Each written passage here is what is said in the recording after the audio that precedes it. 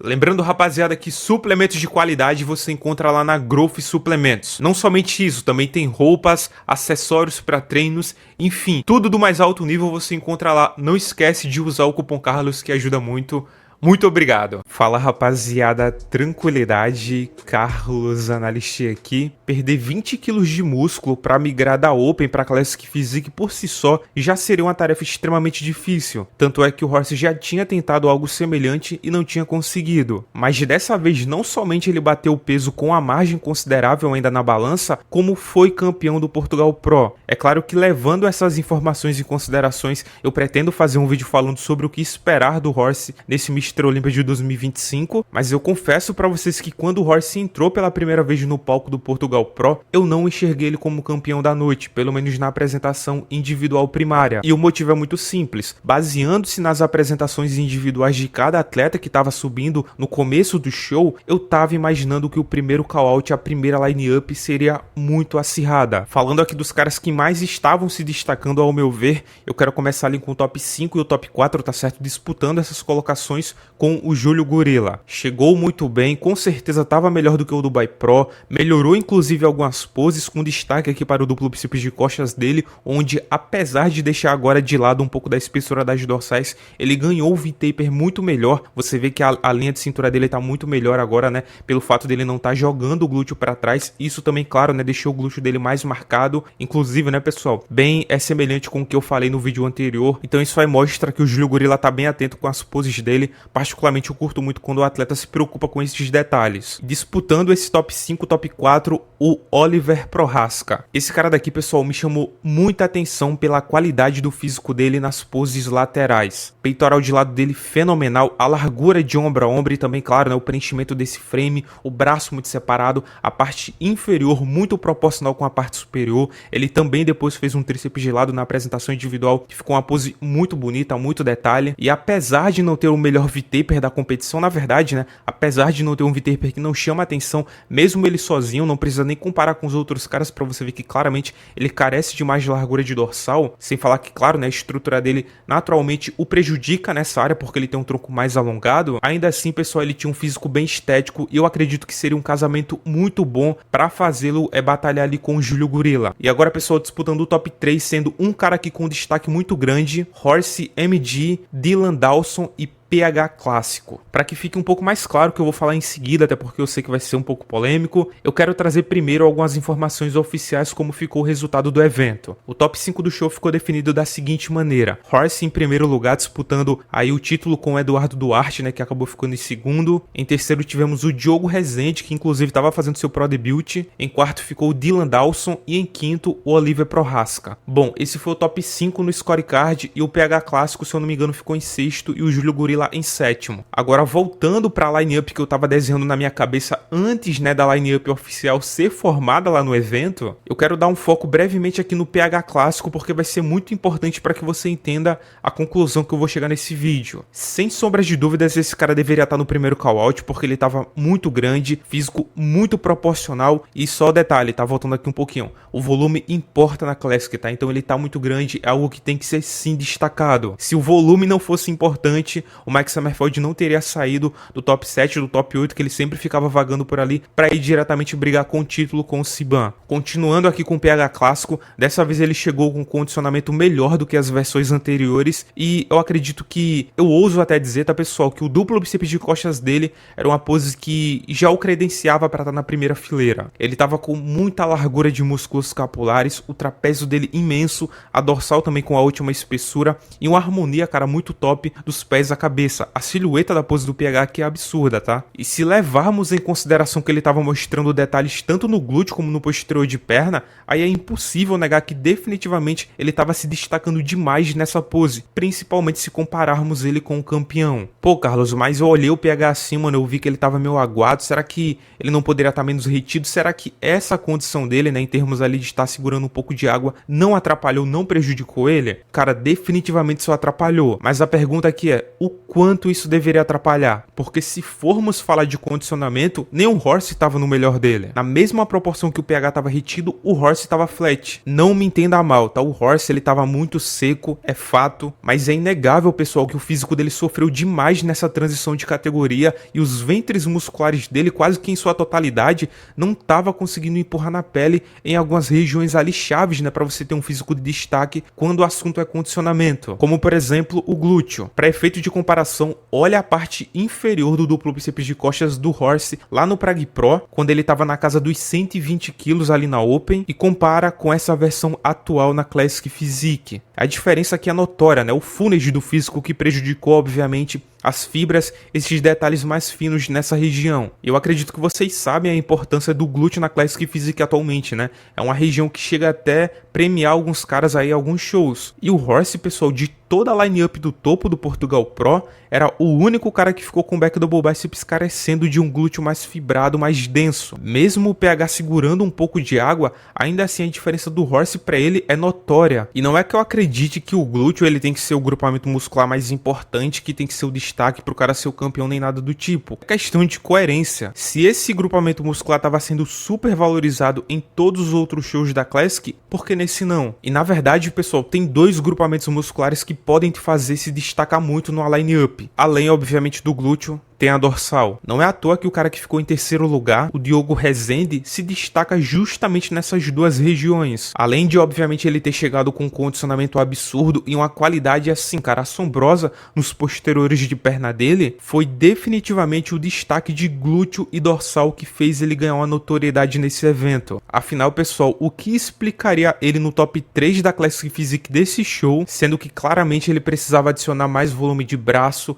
mais largura de dorsal para ter um V-taper melhor e mais peitoral. Eu só vejo esse caminho. Eu concordo que ele deveria ser o terceiro lugar? Infelizmente não, pessoal. Com todo respeito ao atleta, tá, que teve um pro debut excelente, acredito que realmente ele teve o seu destaque nesse evento. Quando ele entrou e fez o front lats pro, o físico dele tava muito bonito, o condicionamento dele dava para ver realmente que tava no talo, mas eu não colocaria nessa chamada sem primeiro fazer alguns confrontos com outros caras que aparentemente mereciam também mais atenção. Na verdade, pessoal, sendo brutalmente sincero com vocês aqui, só pelo que eu vi dele ao lado do pH, eu acho que já deixaria ele muito para trás em termos de volume para ficar dentro do top 5 desse show, independente do nível de condicionamento dele. Se o condicionamento dele fosse segurado pela harmonia do físico, até ia, pessoal, mas estava muito nítido que tinha muitos gaps no físico dele, muitas coisas para preencher, que deveria ter segurado algumas posições mais atrás para ele. Ô Carlos, mas sem enrolar, para não ficar falando de atleta por atleta, o que você achou do resultado? Bom, pessoal, claramente eu não concordei. Vou te mostrar, obviamente, tá, o porquê eu não concordei, mas já adianto, tá, pessoal? Nem com o Horse em primeiro lugar eu tô de acordo 100%. Eu tô acreditando que o cara que ficou em segundo, na verdade, deveria ter ganhado do Horse? É claro que não, tá, pessoal? A diferença ali entre os dois, principalmente na perna, na silhueta, o Horse, assim, ele realmente estava superior, tá, ao segundo colocado. E nem mesmo a vantagem que ele tinha nas costas sobre o Horse era boa o suficiente, né? E tinha essa distância tão grande para justificar uma possível vitória dele nesse show. Ah, agora eu entendi. Como você falou do pH, então você acredita que o pH deveria ter sido campeão? Talvez, pessoal. Eu acredito que se colocasse ele para fazer um confronto ali com o Horse nas finais, provavelmente ele teria a vantagem, porque ele tem um físico muito harmonioso e, virtualmente falando, o cara praticamente não tem ponto fraco. Mas como infelizmente ele não foi colocado do lado e a única imagem que temos ali dos dois fazendo o confronto é aquela imagem onde o pH infelizmente está mais lateralizado, acaba que isso aí fica mais no lado da especulação. Porém, eu confesso para vocês, do que eu vi de comparativo, eu preferi o físico do pH. Porém, eu quero trazer algo mais concreto aqui para vocês. Pessoal, vocês viram o nível que o Dylan tava? Como ele ficou ao lado do Horse MD? Cara, não é possível que ninguém viu isso. Preciso deixar claro, tá, pessoal? Estamos falando baseando-se nas imagens que temos. E eu particularmente confio, tá? Porque a qualidade da imagem tá muito boa. Eu vejo ele vencendo o Horse nesse show. Eu sei que é uma opinião polêmica, muito provavelmente aí poucas pessoas vão falar sobre isso. Mas, cara, ver todas as poses e aí depois você tira a sua conclusão, beleza? Assiste de maneira imparcial, tá certo? Esquece um pouquinho o que é o Horse. Eu sei que é difícil, mas esquece. E olha isso aqui. Duplo bíceps de frente, tá? Primeiro é bom salientar salientar que o Horse, por 2 vezes consecutivas no último confronto, errou a pose. Ele fechava muito os cotovelos, dá pra ver aqui, ó, tentando contrair o peitoral, né? Isso aí deixava ele mais estreito. Eu não sei se o objetivo de fato era contrair o peitoral, mas convenhamos, era um movimento bem esquisito e acabou prejudicando muito, né, a fluidez da pose. E claro, né, a largura dele. Porém, pessoal, deixando de lado esses erros aqui de pose, tá? E olhando os melhores frames aqui de cada, parando aqui desse jeito, temos o seguinte. Primeiro, os braços dos dois são equivalentes em tamanho, apesar do Horse, né, ter um formato aí que muito provavelmente chama mais atenção pelo pico de bíceps mais acentuado que ele tem. Porém, a dorsal do Dylan se projeta, do Dylan na verdade, né, se projeta mais que a do Horse, e a qualidade do tronco dele claramente é superior. Não somente por ter a cintura mais fina e uma fluidez ótima com as dorsais, mas pelo aspecto mais vivo do físico. Isso fica nítido pelo peitoral dele que tá mais cheio, o serrátil anterior também tá mais marcado e os gomos abdominais estão mais nítidos. Eu sei, tá, que são detalhes pequenos, mas é isso que faz ele se destacar mais. O físico dele fica mais 3D. E o Horse claramente está flat. Olhando sua parte superior já dá pra ver que o Dylan tá mais condicionado. E agora olhando aqui nas pernas, que é um ponto aí de destaque pro Horse, esse cara também não fica pra trás. Isso aqui me surpreendeu muito, tá?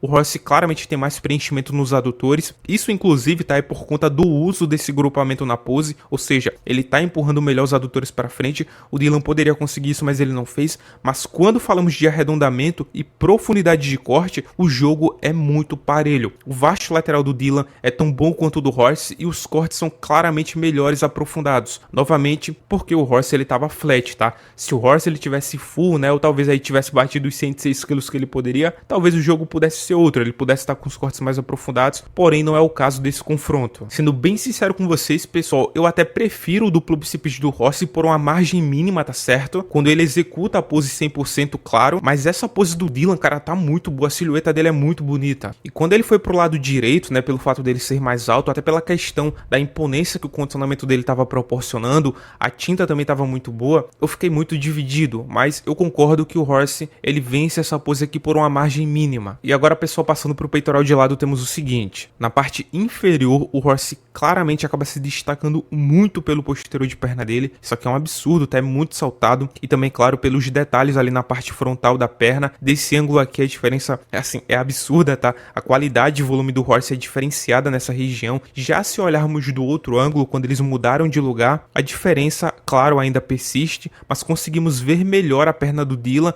e dá pra concluir que não é tão desproporcional quanto parecia naquele primeiro ângulo, naquela primeira imagem. Já a diferença na parte superior dos dois é clara em ambos os ângulos. O Dylan tem nitidamente uma superioridade ali de qualidade muscular sobre o Horse, o peitoral do Dylan é mais fluido, tem mais qualidade. Isso também vale pro ombro, tá certo? Que não somente tá bem fibrado, né, cara, bem detalhado, como tá bem volumoso. Os braços também são mais detalhados e mais preenchidos do que o do Horse. Então toda essa parte superior aqui do Dylan, né, como vocês viram aí no peitoral de lado, é mais densa, entendeu? É mais viva, dá pra ver aquele aspecto realmente de full, né? Como se ele não tivesse flat, que era o caso do Horse. Agora, indo pro back do Bull Biceps, aqui temos um problema. Quando o Dylan entrou no palco e começou a apresentar o físico dele, eu já fiquei impressionado de cara, mas eu tinha uma dúvida. Como será o back do Bull Biceps dele? E a pose dele em questão era desse jeito aqui. Bom, eu acho que vocês já sabem, né, a minha opinião aqui, particularmente eu não curto esse posicionamento aqui de glúteo, de perna, ele tá com a base muito aberta, né, acaba que os detalhes ficam muito escondidos no geral, porém, olhando no confronto, não tem como falar que o Horse ganha essa pose do Dylan, porque apesar do Horse trazer detalhes no posterior de perna e um posicionamento de base mais bonito, ele ainda assim não trouxe detalhe nos glúteos e a dorsal dele, as costas no geral, na verdade, deixa muito a desejar em comparação. Só a diferença que há na parte superior dessa pose justificam a vitória pro Dylan. Isso aqui, pessoal, não é como Nick Walker versus Derek Lansford, que apesar das costas do Derek ser mais impressionante, né, ter mais largura, o Nick ainda assim tinha vantagem pela harmonia da parte inferior com a parte superior. Não, tá? Aqui o Horse ele perde de costas por uma margem grande, ele não tem a espessura na parte baixa e o Dylan, né, obviamente ele tem uma vantagem nesse quesito e nem a largura dos músculos capulares dele é superior. O V-taper V-Taper do Dylan claramente é melhor. E para deixar a vitória mais clara ainda pro Dylan nessa pose, o Horace nem consegue tirar vantagem pelo glúteo, simplesmente porque o glúteo dele tava flat, ele não tava com o glúteo fibrado, então não tinha como expor o Dylan nesse quesito. A pessoa só pedindo desculpa, tá, por estar falando repetidamente aqui Dylan, né, eu sei que é Dylan, mas mano, eu não sei porque eu tô falando que o nome do cara é Dylan. Por enquanto, pessoal, sendo bem sincero com vocês, eu diria que tá um empate no duplo bíceps de frente, com uma pequena vantagem pro Horace, quando ele executava a pose bem, porém ele tava errando, o peitoral de lado claramente do Horace, porém com as ressalvas que eu falei da parte superior, ou seja, era uma vitória do Horace, mas trazia alguns pontos ali de atenção, e no back double biceps uma vitória do Dylan com alguns pontos de atenção também na parte inferior, porque ele poderia com certeza ter uma pose melhor, isso aí não tem como discutir. Ou seja, pessoal, por enquanto ainda tá um confronto bem parelho, só que o Dylan ele tem a vantagem obviamente do condicionamento, ele tá melhor condicionado do que o Horace. Agora, indo pro abdominais e coxas, temos uma vitória extremamente clara do Dylan. Não somente as pernas dele faz frente às do Horace, o que é um absurdo, né? Tanto em arredondamento como em profundidade de corte, mas a parte superior é claramente mais fluida do que a do Horace. Os gomos abdominais são mais aprofundados, a linha de cintura é mais fina e o V-Taper da pose, que é muito importante, vale lembrar, pessoal.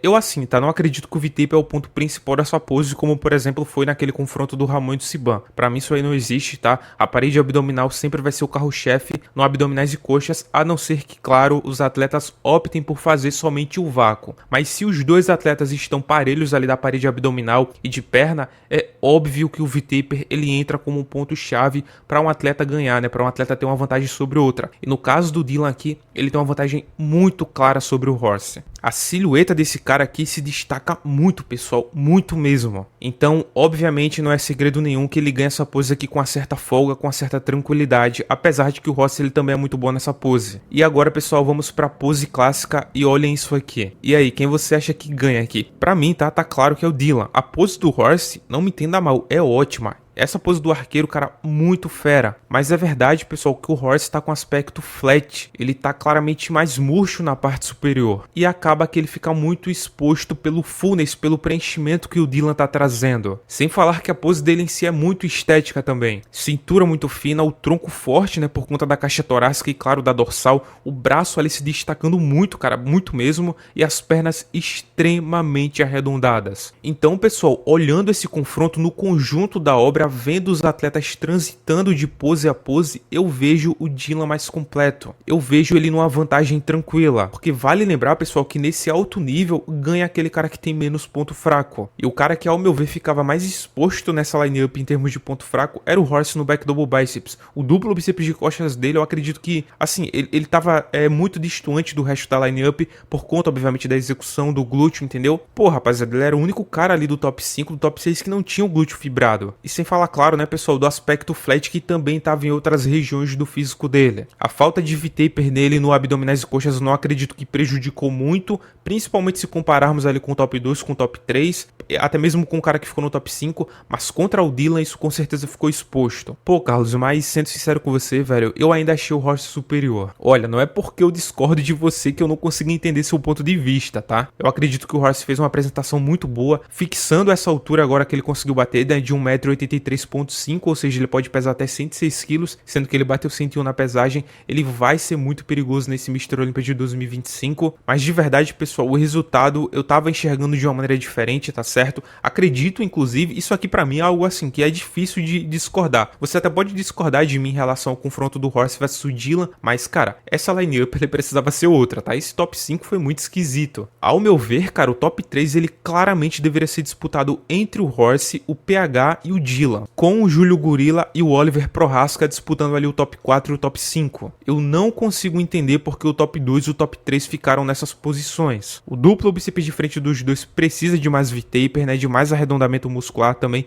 principalmente ali na perna, e em algumas poses, como abdominais e coxas, e as poses clássicas, ficou nítido, né, cara, a ausência ali de um frame mais imponente. Sem falar, claro, né, pessoal, na falta de volume, tá? Classic, obviamente, importa o volume. E se formos falar de condicionamento, cara, pro condicionamento condicionamento ser um destaque, ele tem que ser carregado de harmonia, de uma linha praticamente perfeita, de uma estrutura imponente, coisa que, com todo respeito aos dois atletas, eles ainda não têm, entendeu? Talvez aí com mais peso para adicionar eles consigam se transformar em termos ali de volume, né, para impressionar mais nesse quesito, mas nesse evento, não. Classic é forma, é shape, tudo isso aí importa muito. E aqui, pessoal, particularmente, eu não vi isso. Mas aí, pessoal, o que vocês acharam do meu ponto de vista? Quero saber a tua opinião aí, tá certo? Comenta, se sinta à vontade. E, pessoal, lembrando, suplementos de qualidade você encontra lá na Growth Suplementos. Utilizando o cupom Carlos, você me ajuda muito. Muito obrigado, pessoal, a cada um.